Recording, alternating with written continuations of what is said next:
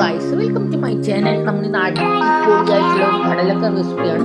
എൻ്റെ ചാനൽ ആദ്യമായി കാണുന്നവർ ഒന്ന് സബ്സ്ക്രൈബ് ചെയ്താൽ മാത്രം വരും. സൈഡിൽ ബെല്ലൈക്കല്ല അതുപോലെ നോക്കിയാൽ ഞാൻ പുതിയ വീഡിയോ ഇടുമ്പോൾ നിങ്ങൾക്ക് നോട്ടിഫിക്കേഷൻ വരികയും. ഇവിടെ നമ്മൾ തക്കാളി വേവിക്കാൻ വേണ്ടിയിട്ട് പാത്രത്തിൽ വെള്ളം ഒഴിച്ച് നമ്മൾ തക്കാളി വെച്ചിട്ടുണ്ട്.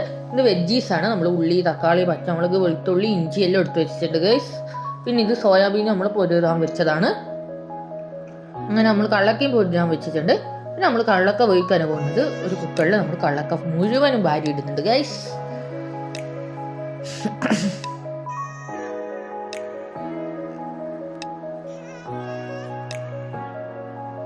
പിന്നെ നമ്മൾ അതിലേക്ക് മുളക് പൊടി, മഞ്ഞൾപ്പൊടി, പാകത്തിന് ഉപ്പ് ചേർക്കുന്നുണ്ട് ഗൈസ്. പിന്നെ നമ്മൾ പാകത്തിന് വെള്ളവും ചേർക്കുന്നുണ്ട്. പിന്നെ നമ്മൾ വേവിക്കാൻ വേണ്ടി വെക്കുന്നുണ്ട്. ഞാൻ 2 വിസിലാണ് വെക്കുന്നത്. ഇത് സോയാബീന് വെള്ളം മുഴുവൻ ഊറ്റിക്ക് ശേഷം നമ്മൾ പൊരിക്കാൻ വേണ്ടി വെക്കാനാണ് പോകുന്നത്. അതിലേക്ക് നമ്മൾ ഗരം മസാല ചേർക്കുന്നുണ്ട്. കാശ്മീരി മുളക്, സാധാ മുളക്, മഞ്ഞൾപ്പൊടി, ഉപ്പ് എന്നിവ ചേർത്ത് നമ്മൾ കുഴച്ച് വെക്കുന്നുണ്ട്. പിന്നെ നമ്മൾ പാന് അടുപ്പത്ത് വെച്ചിട്ട് പാന് ചൂടാക്കിയതിന് ശേഷം വെളിച്ചെണ്ണ ചൂടാക്കിയതിന് ശേഷം നമ്മൾ അതിലേക്ക് സോയാബീൻ ഇടുന്നുണ്ട് ഗൈസ്.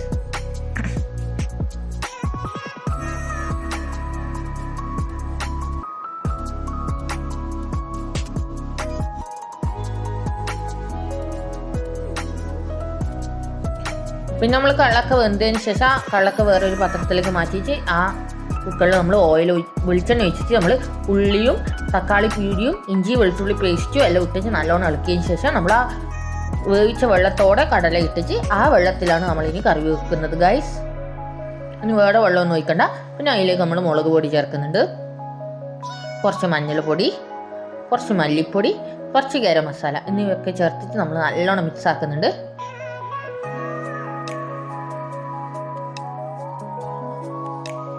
നമ്മൾ നല്ലോണം ആ വെള്ളം വച്ചിക്കുന്നുണ്ട് ഗൈസ്.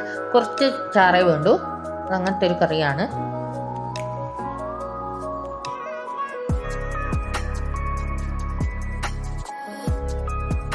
നമ്മൾ നല്ലോണം കുറുക്കുന്നുണ്ട്. നിങ്ങൾക്ക് മല്ലിച്ചപ്പ് വേണമെങ്കിൽ ഇടാം ഗൈസ്. ഇവിടെ മല്ലിച്ചപ്പില്ല, അതുകൊണ്ട് ഞാൻ മല്ലിച്ചപ്പ് ഇട്ടിട്ടില്ല. അങ്ങനെ നമ്മളെ അടിപൊളി ടേസ്റ്റി ആയിട്ടുള്ള കറി ഇവിടെ റെഡി ആകുന്നുണ്ട്. ഇത് ബിരിയാണിക്കുള്ളതാണ്. ഉള്ളി നമ്മൾ പാനിൽ വെളിച്ചെണ്ണ വെച്ചിട്ട് നമ്മൾ ഉള്ളി വാട്ടുന്നുണ്ട്.